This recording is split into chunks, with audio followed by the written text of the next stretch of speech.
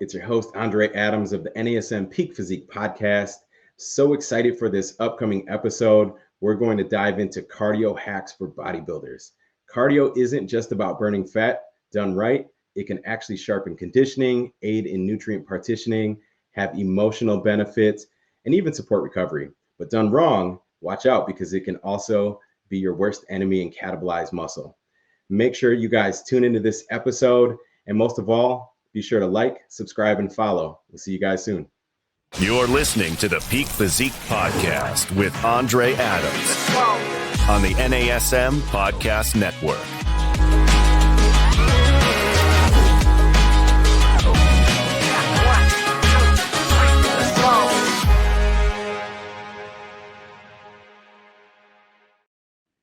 Hey everyone, welcome back. It's your host, Andre Adams, NASM Master Trainer and IFBB Physique Olympian.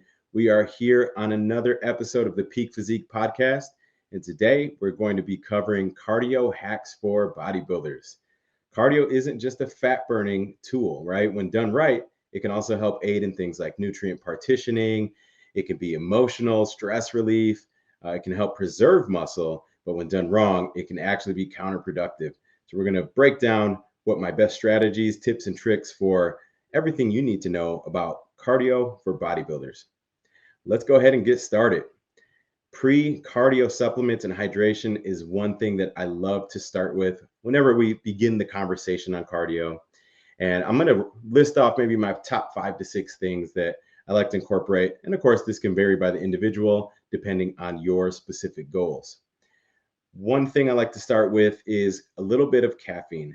Now, again, if you have an intolerance to stimulants, if you're already in adrenal fatigue, or you have any other sort of metabolic stress or sensitivities, right, you might want to avoid high amounts of caffeine, but we're talking low amounts.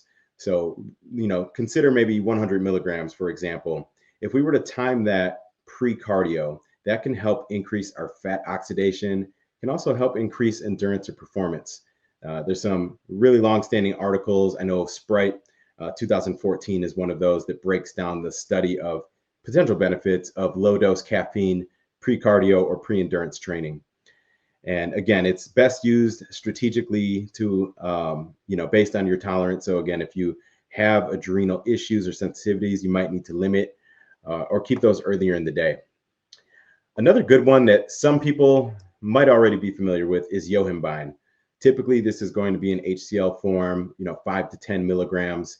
And when we time this one pre-cardio, again, this can actually help enhance fat loss, especially when you're already in a fasted state by blocking alpha-2 androgenic receptors.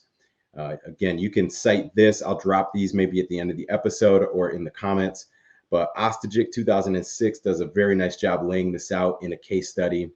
And it's best used with caution, though. Again, it can raise heart rate and anxiety. So if you're already in a fight or flight kind of, state and you're highly sensitive or you have anxiety, you want to avoid some of the stimulants. But if you're all good there and you feel good, you can always assess your tolerance at a low dose and consider adding some of these in to help enhance fat loss and then, optimize overall energy balance.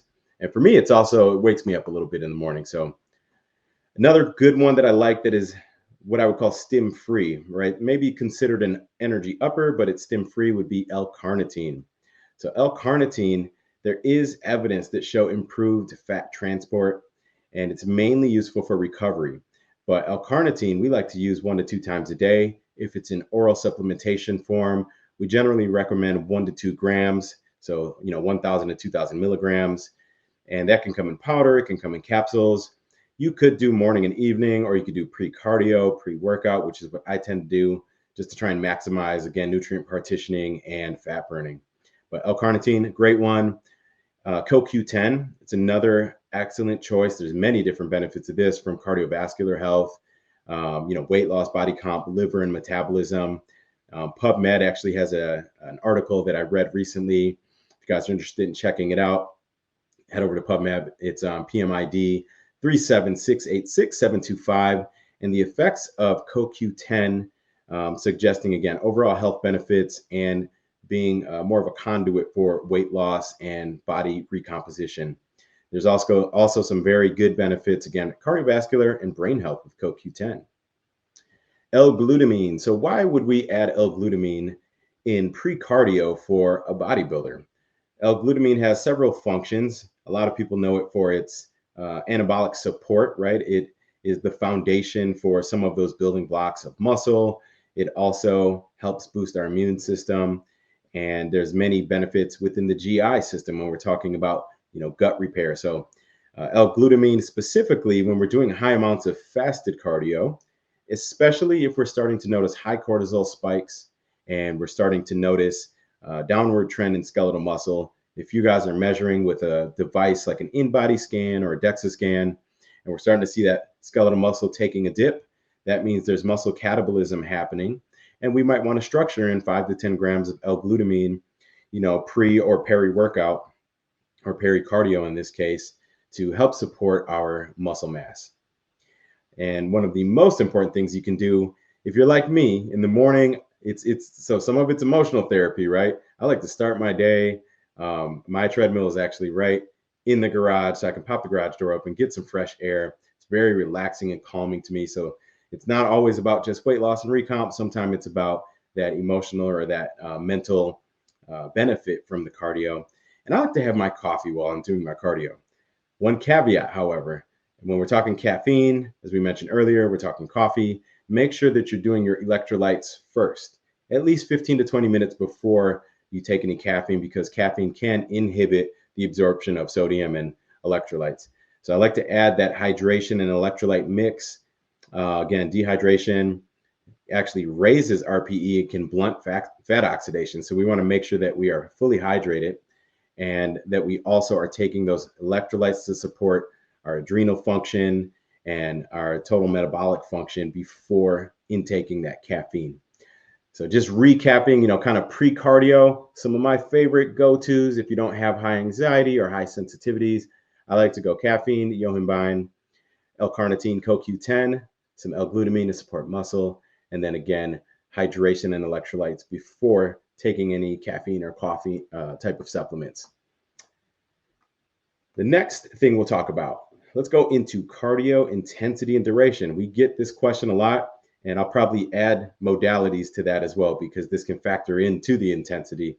But I always get the question, Coach, should I do LISS, low intensity, steady state, MISS, which is moderate intensity, or should I do HIIT cardio? Is there a difference? If so, when should I do what? It can be a little overwhelming, right? There's a lot of different strategies. If we look at it high level, thinking about low intensity steady state defined as being somewhere in that 60 to 70% of your heart rate max, right? 220 minus your age in years times 60 to 70% gets you that, heart rate range for low intensity. This is going to help promote fat oxidation without excessive fatigue.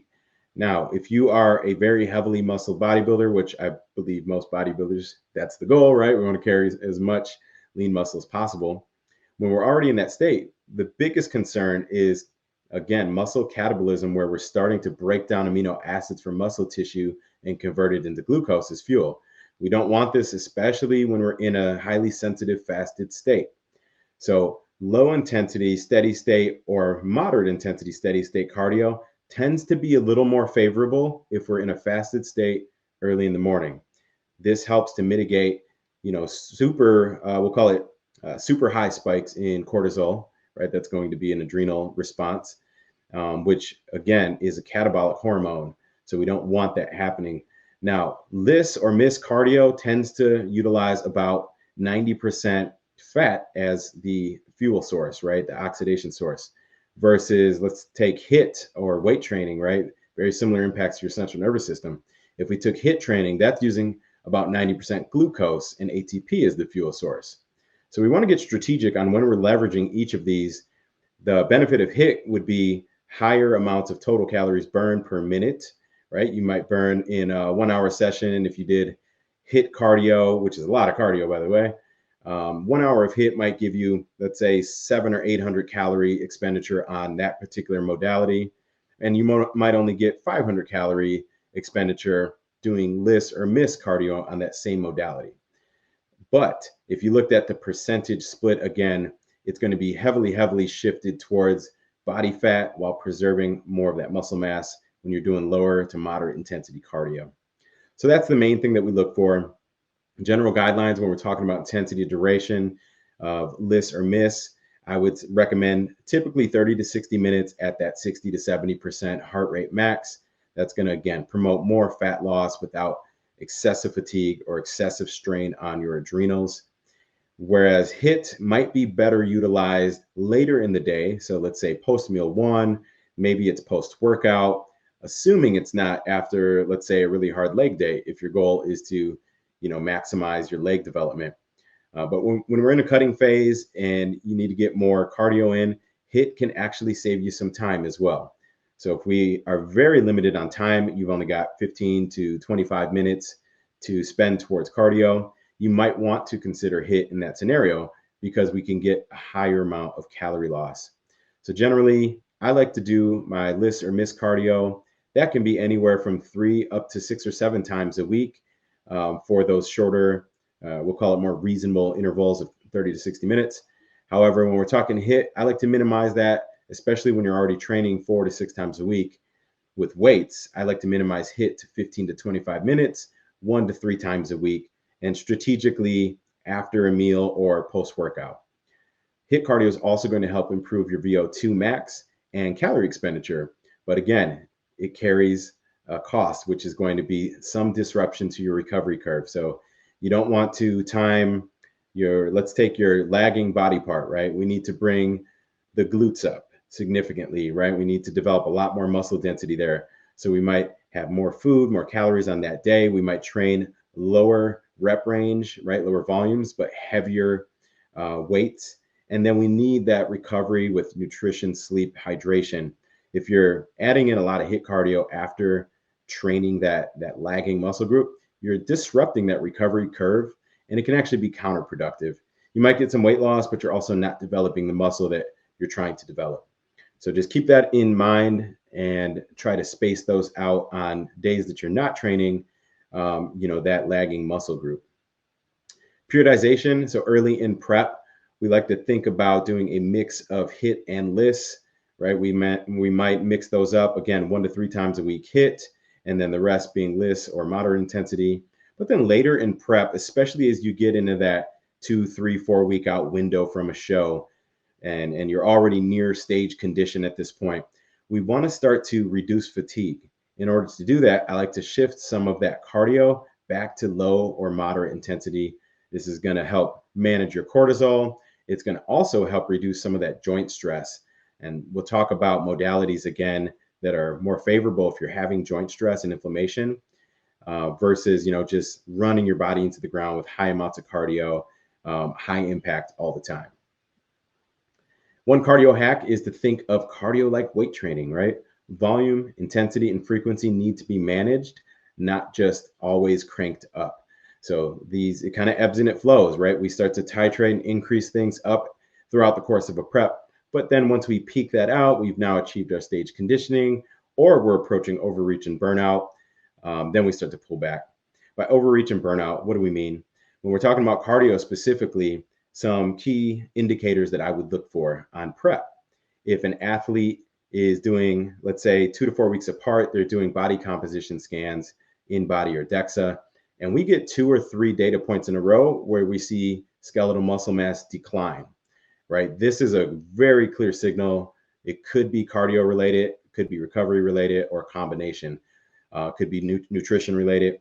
And when we're looking at cardio, the first thing I do is review what's our total volume. Are we doing 250 minutes per week? Are we doing 500 minutes per week? Is it LISS or is it HIIT cardio? What is the timing? Is it fasted or is it post-meal one or later in the day? And this is where you can really get surgical with the cardio. And again, it's not just cranking it up. It's about strategically periodizing the cardio in a way that helps give the benefits of cardio, like nutrient partitioning and fat loss and cardiorespiratory improvements, emotional improvements, right? De-stressing, without risking burning muscle tissue. And that's a very fine balance. So monitor those biomarkers. Other good ones for me are HRV and resting heart rate. So heart rate variability, especially overnight. We want to see that stable, or if anything, we'd love to improve it, right? We'd love to see that high and trending upwards over time.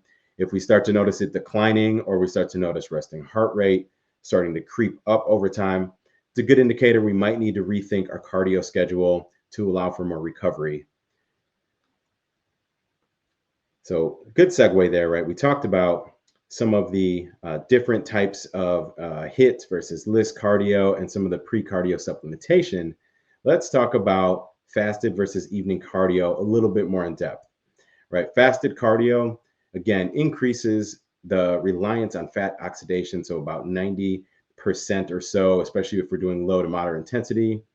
Even yohimbine, if we think about that supplement we mentioned earlier, is going to be more productive in that fasted state, right? When we're talking about lipolysis and these things, we're setting ourselves up to burn more fat when we are in that fasted state, but we don't want to overdo it to the point where we're breaking down muscle. And again, the con of doing cardio in that fasted state is the higher cortisol. Cortisol not only catabolizes muscle, but cortisol actually stores visceral fat. So example, if you have high cortisol late in the evening, overnight, for one, it's going to be annoying because it will disrupt your diurnal patterns in your sleep, but it can also increase belly fat storage or visceral fat. So if we're overdoing the fasted cardio to the extent that we're now in this kind of fight or flight, right? Our sympathetic nervous system's getting too taxed. We get the higher cortisol, higher muscle catabolism, and all of the things we don't want as a bodybuilder on prep. Another article that you guys can cite there is Horowitz, and that's a 1999 article. Again, if you want to research and go a little bit deeper on why these things happen in the body, it's actually really fascinating stuff. So we touched on fasted cardio. Let's talk about the difference when we go back to our evening cardio. And I say evening, but honestly, this could be any time after you have food in your system, right? So we're just talking about fasted state versus non-fasted state. The evening or non-fasted cardio, one of the pros is that glycogen is already partially replenished, right? Cortisol is lower later in the day and after food. The con would be high intensity cardio or HIIT too close to bedtime may impair sleep. So, again, HIIT cardio is going to have a similar effect on your CNS, central nervous system, as heavy weight training right before bed, right? So if you are noticing some sleep disruption there, you might want to rethink the timing of your cardio. And sometimes it's inevitable. You might have a job where you're working all day long, maybe you've got kids and responsibilities and you're not able to work out until the evening time. Maybe you don't have cardio choices at home, so you have to do it post-workout at the gym in the evening. And this is a good scenario where you might have to get a little bit creative on how we structure that cardio so that it's not disrupting or interfering with your sleep and ultimately your recovery and performance. One cardio hack there too is use fasted cardio in moderation, especially deep in the prep. For off-season or recovery days, evening cardio is actually less stressful. If you are post-show, you're reversing out, you're trying to restore your hormone axis, right? HPG in men, HPO, HPA in females. We're trying to restore this hormone axis. And if we're slamming the body again with 6 days of fasted cardio for 45 minutes, that's really causing further hormone suppression. So we want to start to pull back on some of that. This is where less actually yields more results. And we want to allow our adrenals and our central nervous system to recover better. So calories come back up to maintenance. We pull back some of those inputs from cardio and training, and the hormone axis start to restore themselves. So just keep that in mind. It can be very useful. The other reason or way that I use it, even in lifestyle clients or for off-season, is for the nutrient partitioning benefits. And what I mean by that is, in fact, I think we did a full episode on this recently, but what I mean by nutrient partitioning is the way that our body utilizes those macronutrition, right? That macronutrition. Are we storing it as excess energy? Are we driving glycogen to the muscles? Are amino acids being converted into the muscles, throughout the protein synthesis mechanism? Versus if we do no cardio, we're not really getting circulation, we're not inducing any nutrient partitioning, chances are we're probably going to store a lot of those calories as excess body fat or energy, right? Fat is just energy. So we want to be in control of that. And one risk, again, with too much cardio, similar to doing excessive amounts of fasted cardio, if we do just too much cardio in general, we do risk muscle catabolism. And it can also come down to not just frequency throughout the week, but the duration of the session. I have seen athletes that have done 90-minute sessions of cardio multiple times a week, and that's too much, right? Similar to being in the gym, pumping iron for 2 to 3 hours at a time, it's too much and actually becomes counterproductive. So not only do you get, like, if we were to graph this out, the diminishing returns, but you actually get a decline where it's now burning muscle tissue, which is defeating the purpose, right? And if you lose, think about this on prep. If you lose 5 pounds on the scale, you might be excited. And then you go and check your body comp and it's like, wait a minute, I lost 2.5 pounds of muscle and I lost 2.5 pounds of fat. And my percent body fat is actually the exact same. I just lost muscle, right? So we don't want that to happen. We want to preserve muscle through strategically programming cardio. So it should not be excessive. Avoid those. Really, for me, it's anything over 60 minutes, even if it's low intensity. But certainly we shouldn't be getting into the realm of 90 minutes or more cardio per session. That's guaranteed amino acid breakdown. Hormonal stress. So chronic high intensity cardio definitely reduces testosterone. So some hormone suppression, again, that would be HPG and HPA suppression in this case, hypothalamic pituitary gonad or adrenals. And it's also going to have a negative, unfavorable impact on your thyroid output.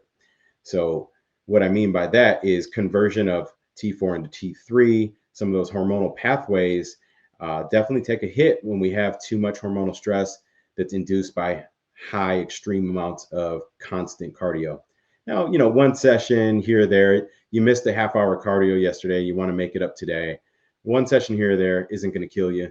But if you're doing this consistently and we're programmed around these excessively high amounts of cardio, definitely going to see some counterproductive things with your hormones down the stretch.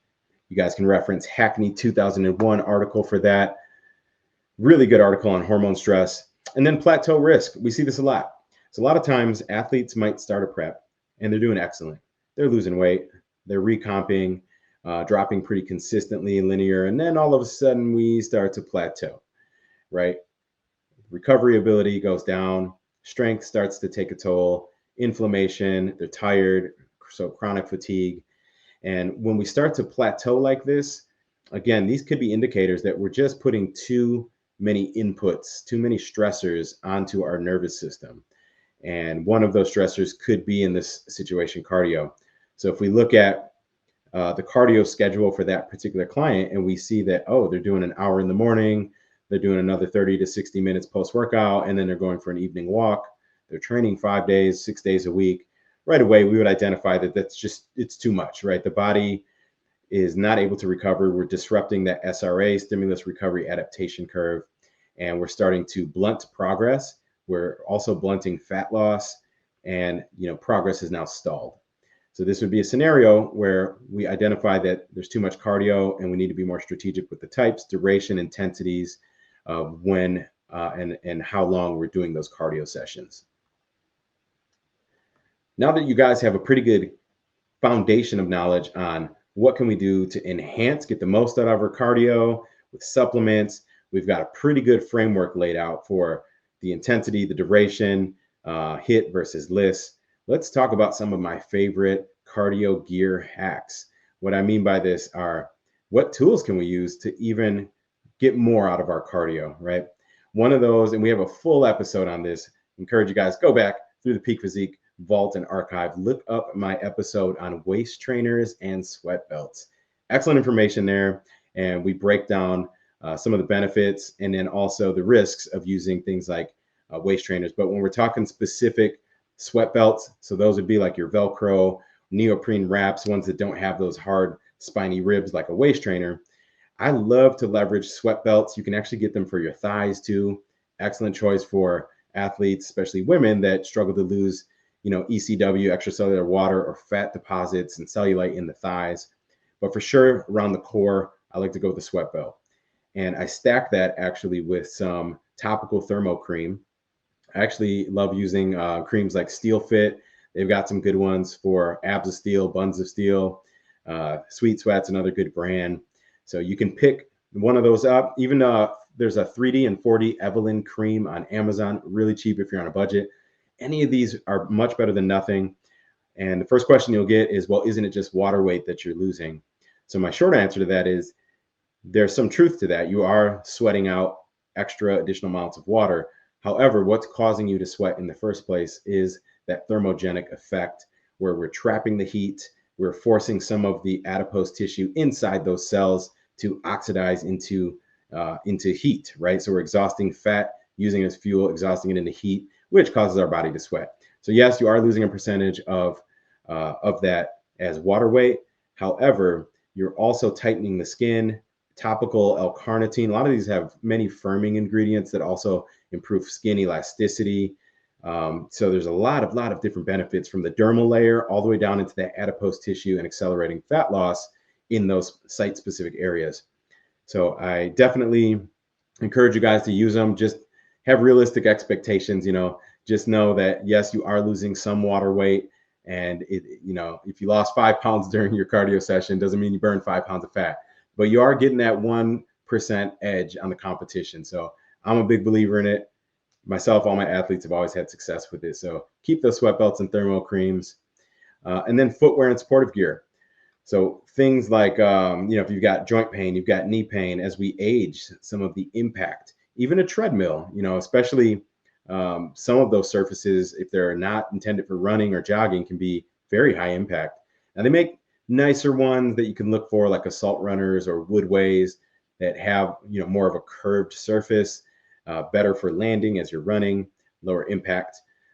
Those are definitely ideal. But in the meantime, make sure that you're wearing proper shoes, good arch support. If you need to, add some knee wraps or things that help protect your joints. And this will be a lot more long-term sustainable and make your cardio feel a lot better. Because I promise you, if you have plantar fasciitis, if you have bad knee pain or shin splints, the treadmill is not going to be your best friend. It's going to be really hard to get the most out of your cardio and really push that intensity. So that's actually a good segue into cardio modalities and joint health, right? When we're talking about what are the ideal modalities if we are struggling with those issues, the shin splint and, plantar fasciitis, these sort of things. One thing I'll recommend right out of the gate is go back to the low to moderate intensity and low impact forms of cardio. So it could be just a basic walk on an incline treadmill, slow speed, where you're not running and having the high impact of those steps. But ideally, if you can do some recumbent bike, even upright or stationary bike is fine. Elliptical, some stair mills. Again, it depends on what your issues are, but if it's not a high impact issue, you could look at using some stair mills. I also love rowers. So if you guys have not used a rower, they are intense. And I used one for the last 2 to 3 months going into my Tokyo Pro Super Show that was last August in 2024. And I was actually having bad shin splints, and I do have plantar fasciitis. So after 5-6 months of hard prepping for multiple shows, my knees took a hit, and I actually used the rower for about 50% of my cardio, mixed in some recumbent bike, some upright bike, and some elliptical, and I had no issues. I was able to push full intensity. And the rower, I also love it. It gets the core, the legs, everything's working, everything's involved. So keep that in mind, switch up those cardio modalities. And then if you are experiencing joint or impact related pain during your cardio sessions, again, keep your intensities a little bit lower. Don't go to high intensity forms of cardio. Cycling, swimming is also a good one if you have access to a pool.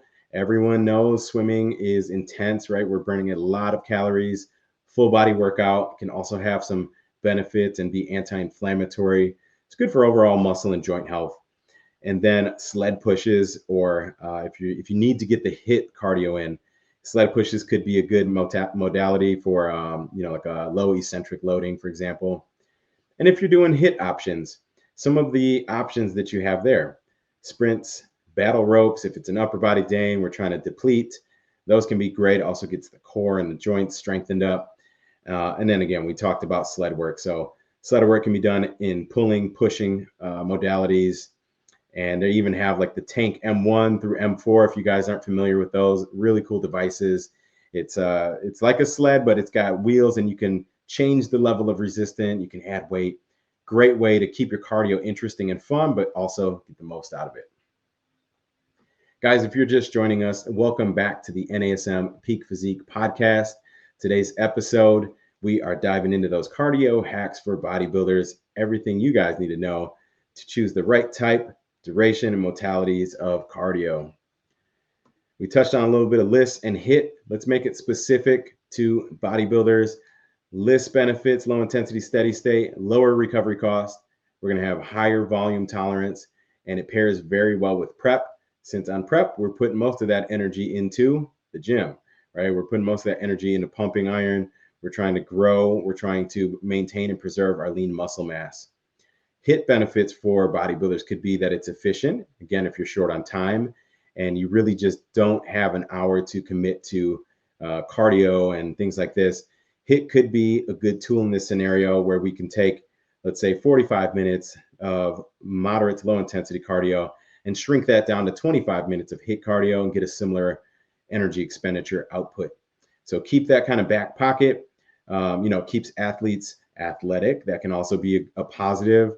Not everyone enjoys functional athletic training, but that's something that I've always been a big advocate of, keeping your body functional, even as a bodybuilder, powerlifter, or anything else. And HIIT, again, if we're going to employ it, we want to do that earlier in prep.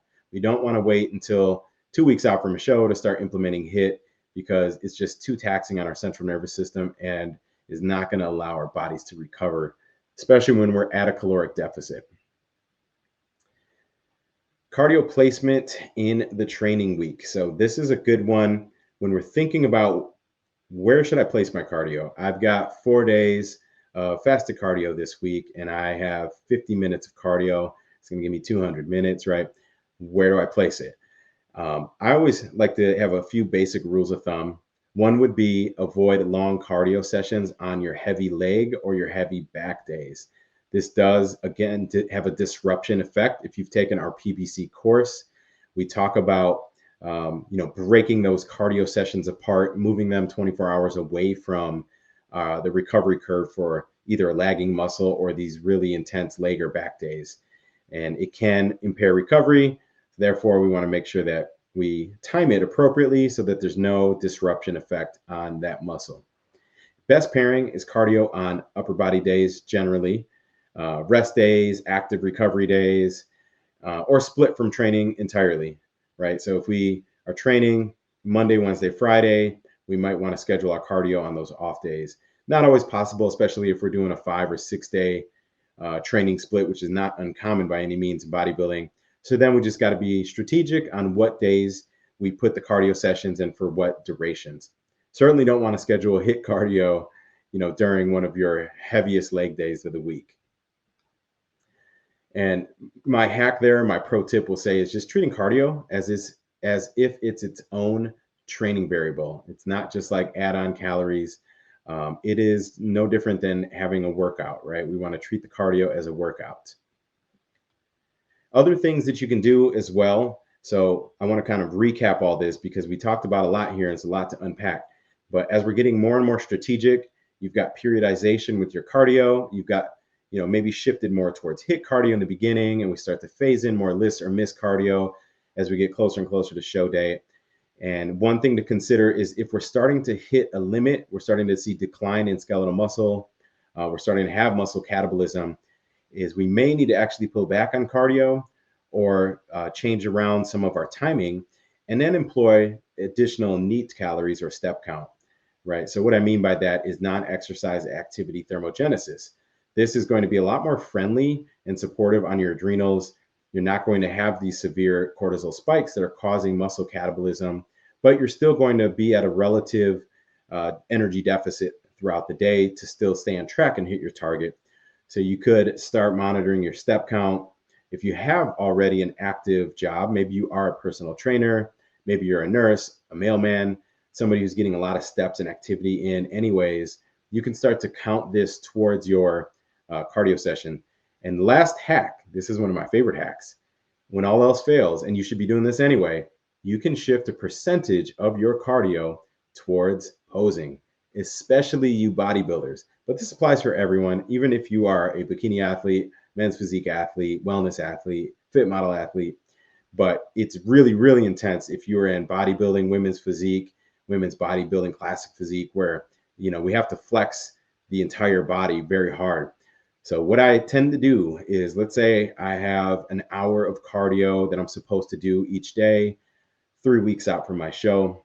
I might start to shift back 40 minutes of that. I might keep on, let's say, incline treadmill or rower or bike. But then that other 20 minutes, I might do specifically hard bodybuilding poses where I'm holding each pose. Let's take our mandatories, a frontable bicep. And I'm going to hit that pose with the same intensity as if I'm on stage. And I'm going to hold every single pose 30 to 60 seconds. This also improves your muscle conditioning in two ways. One is the aesthetic conditioning of body composition, but the other is the ability to hold your poses, contract the muscle at near maximum voluntary contraction for extended periods of time without exhausting yourself. And trust me, if you're new to this, you'll be sweating like crazy. It's harder a lot of times than the cardio itself. So this is another great way. If you got the, high impact issues where you have joint stress, or you really just need to practice your posing more, start integrating it in addition or in place of some of your cardio, and you'll get some really good results there. So guys, key takeaways and practical hacks. Use caffeine, electrolytes. They're not just gimmicks. They do have actual benefits. Always get those electrolytes before ingesting any caffeine if we decide that caffeine is appropriate for you. Keep your cardio within recovery limits, right? Don't chase the sweat, chase sustainability. It's no good if it causes you to burn out halfway through prep. Match cardio type and timing to your goals.